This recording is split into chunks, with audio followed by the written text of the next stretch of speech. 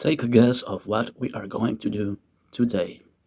That's right, we're going to do an unboxing. This is the 1870 Tarot Piemontese.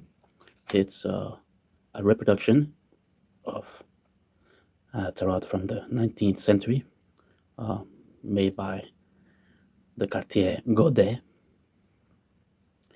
This edition is made by the people at Vieux Monde Express. It's quite small. This here is a regular pack of playing cards, so it's almost or pretty much exactly the same size. It's the same size as a regular pack of cards. Looks smaller since it's a little bit thicker, because tarot cards bring 78 cards like it says here, so being it a little bit wider, it gives the impression of being smaller, yet it's exactly the same size as a regular pack of playing cards. Any cards that you find in a dollar store, that's the size of it. And of course, it's maybe twice as thick. Okay, so it looks pretty elegant with this Ace of Cups here. It looks beautiful. The design is sober in white cardboard, all white, which is it's always elegant. It says nothing more on the sides or on the top, and on the back there is a message, an inscription that says 1870 Tarot Piemontese. This deck was originally produced in 1870 by the famous Parisian card maker J. Gaudais. It is comprised of 78 cards and is in the Piemontese, also known as the Besançon style of tarot. Okay. This reproduction has been produced with mindfulness to historical fidelity. We hope that this antique deck can bring clarity to your modern life. Positive readings, Vieux Monde Express with their logo and the barcode. And here it says, thank you for supporting our small business. And find more of our work on our Etsy shop, Vieux Monde Express.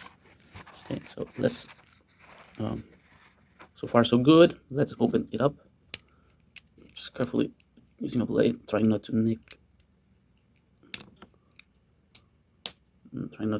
the cardboard. A cutter to open a little indent here on the plastic, which can be difficult sometimes. And but once you get it going, it should be easy and simple. It just tears like that. Let me give it another cut, because I don't want to keep struggling with the box like I did in my last unboxing. So this is coming. Okay, it's coming off. It came off quite nicely, and I bought this tarot for my own personal use. I don't know if I'm going to bring it out for readings for other people. I think I'm going to destine it for my own personal readings in my house, in my private space. I have other tarots which I use out in the public, which get handled by people. People talk over the cards, maybe some spit gets sprayed on them. Well, that's the life of tarot. But in this case, I want to keep all that from happening to this one. So this is going to be like my little jewel that I'm going to keep by my bedside, and I can bring to bed with me, put it on my pillow, and not worry about cooties or anything, right? I'm not going to place it on coffee shop tables, or even sometimes on the sidewalk. If I ever do readings on the sidewalk, I have a tarot to do that, but not this one. No. It's too fine for that, is it? Okay, let's open it. Opens easy, not like the last box that I had. Don't seem to come with a plastic, with any more plastic lining inside. There's the cards, and there's a piece of paper. It's a note. It looks handwritten. I mean, it's a print from a handwritten note. So this is not a pencil, but it's a print.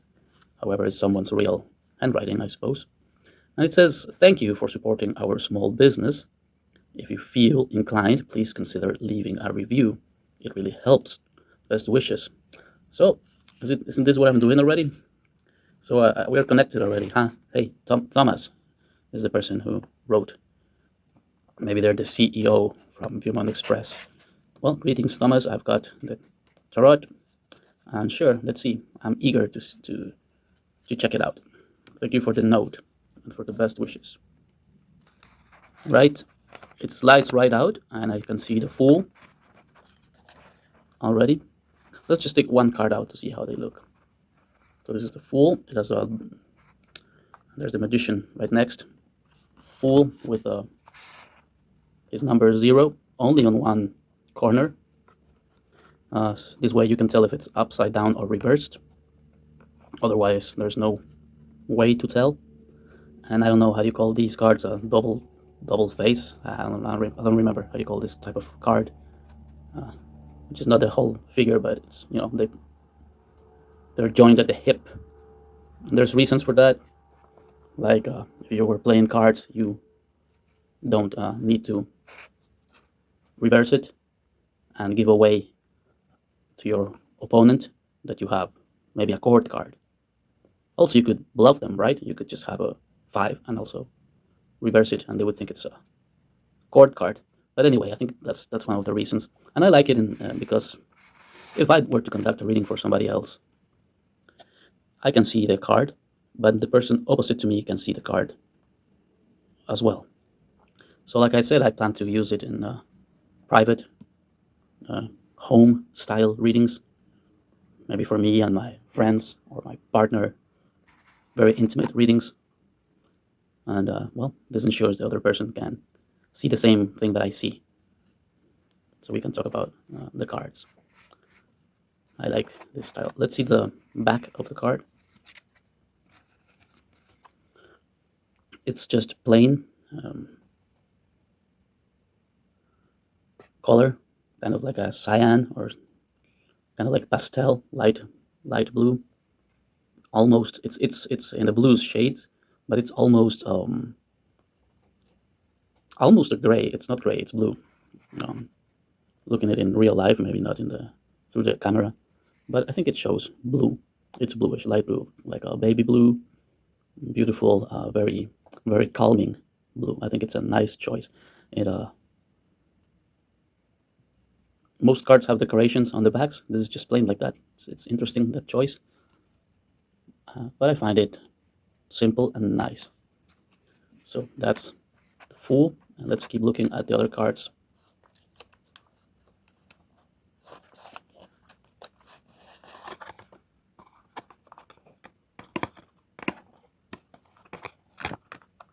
I'm trying to see if there is a booklet. Yes, there is. Let's sort all of this out and let's look at the booklet just for a little bit, and then we'll go to the cards. Okay, so in the booklet, it's cool because it's a booklet. It's not like a folded leaflet. It comes with the cup, with the Ace of Cups.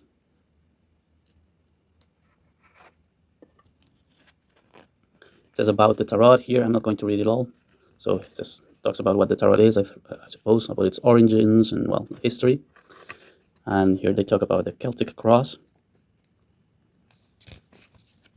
what they represent. They give a 3-card draw or 3-card spread, 1-card daily draw. So they're giving you ideas how to use it. And here are some quick interpretations. The major arcana, for instance, for this, for the bateleur, or for the bateleur. Here, for the bateleur. Number 1, the magician, the start of something, beginner's luck, having various tools and means at your disposal, and so forth. Yeah, they don't just give a little, they give like a good solid paragraph, which is good. And they go on to the suits, the coins, cups, and all of them, right? Wands, swords. So it's 19 pages, plus this one, 20 in total. And it talks about us. That's a Vieux Monde Express. It's a small batch tarot publishing house. So this is a limited edition, housed in based in Nashville, Tennessee. So this comes from the South in the U.S., Nashville. We sincerely hope that you enjoyed this deck and that you consider checking our Etsy store, again, Vieux Monde Express, and positive readings by the Vieux Monde Express team. And it says something here besides their logo. It says, are you an artist? If you have art that you'd like to try to have published as a tarot deck, feel free to contact us as vieuxmondeprints, gmail.com. It's interesting that they give it a Gmail. So very, very using a tool like Gmail, which is free. It's interesting. It speaks to me like that, how they're conducting themselves. Interesting. They don't feel the need to pay for a domain. They're using Etsy. So I like that initiative. Probably helps bring costs down. And I like this, that if you're an artist, you can contact them and maybe publish your deck. So cool. So we already saw the Fool. There's a butterfly there that he's looking at. We'll go accordingly through each card rather quickly. Magician. He has cards on his table. The balls and the cups to do tricks. There he is doing a trick. And he also has a butterfly besides him. And see, he has a French style cards on his table. Here's the Ace of Clubs.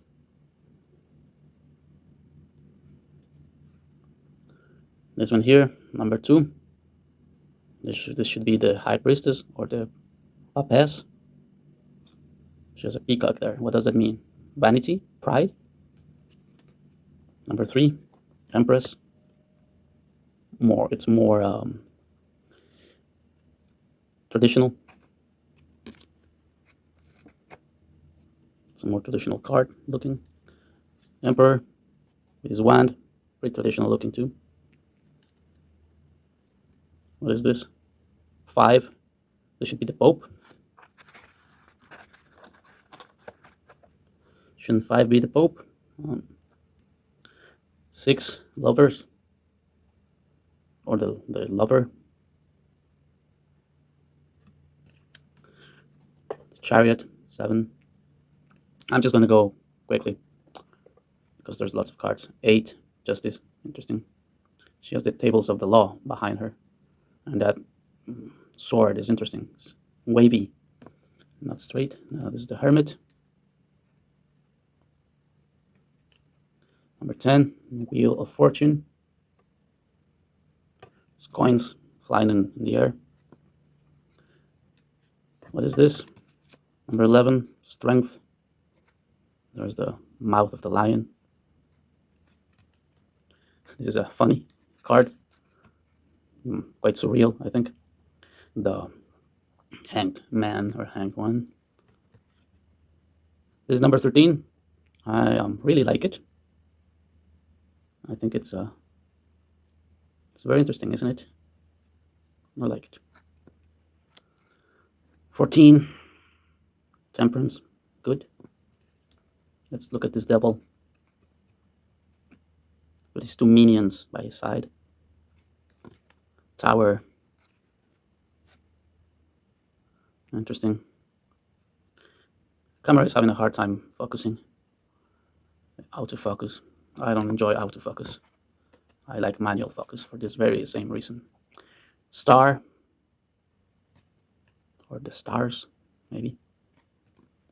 The moon. I feel like I already want to start playing and throwing some cards with this deck. The Sun. Kind of an Adam and Eve feel. This Judgment. That's Judgment. The World. I like it. Interesting. Interesting, beautiful card, actually. This is the Ace of Coins. Very elegant. I like it. Two of coins. Still really nice. Three of coins. I'm used to having this the third coin up there, but here it's down there. Interesting. Four of coins, stability. Pretty elegant, pretty luxurious. Five of coins. They're really beautiful designs. I am enjoying these abstractions. Marseille, a little bit like remind me a lot of the Marseille style. So the transition is not going to be difficult. Six of coins. Seven of coins is like you have a five here and then you have a two. Eight, you have that kind of cross in the middle. Interesting. You can do some meditation and focus on this, perhaps. Nine, which is like a real sought after card. 10, interesting, with that figure in the middle. Very interesting, very nice. So Page of Cups now, next. Doesn't look too young. Knight of Cups. Yeah, he takes care of his appearance with that mustache, flowing hair. Queen of Coins. Did I say cups before? It's coins. We are in the suit of coins. Oh, she's beautiful, woman, lady. Classic beauty, I suppose. Holding her coin. Let's see him, the king of coins. Very practical man, isn't he? I really like this one. This beautiful, beautiful card. So far, this deck is beautiful. I really like this Ace of Wands with the fruit. Maybe there are apples falling, kind of like shaking the tree with a club or with a stick. You shake the tree and the apples fall down, and you need to do it, with a sturdy and determination. The two. Let's go quick because we still have lots of slots to see. I really like these batons or wands. Very clear what's going on here. Very clear. 4. Good thing it has the number here. Sometimes this can get confusing to read. 5. I'm getting really tired of this camera doing whatever it wants. 5. 6. I like to look at those beautiful decorations. Look at those flowers. This camera acting up in every card, not letting us see what we want to see. 7 of batons. 8 of batons. It's like a weaving in there. Those black flowers, interesting. I don't know if they're quite black or they're kind of like a dark gray or bluish hue. 9, 10, 11. It says 11. It doesn't say jack or whatever or page. It says 11. And he has a kind of like mutton sideburns, mutton chops. I think they're called. Aren't they? I don't know. Okay, the Knight of Wands. Let's look at the Queen of Wands. She means business. Still young woman, young looking lady. Don't mess with her. She'll whack you with that stick, huh? Let's see. He looks quite refined with that mustache, but the stick itself, it's unrefined. It's it's like there is a contradiction in this card between his refinement and his aristocracy for this king, and with a drive which is more instinctive and primal. Ooh, Ace of Swords. I really like this. I'm enjoying this tarot quite a bit. If you see on the hilt here on the camera is acting up. I'm not going to apologize because it's not my fault, but look. There's like a little face here, like dragons, and these are rubies maybe. 2 of Swords. The 3 of Swords. Again, I'm used to seeing this card like this, and I think of it like this. But here, The 3 is, well, 3, you could look at it either way, right? You could say it's not upside down because 3 looks like that, but this is the right way this card should be in this deck, at least. And we know it's not like this because then this number here wouldn't make any sense. It only makes sense like this when it's on the right upper corner, the 4 in the Roman numerals. Beautiful, nice decorations. Again, the sword pointing down.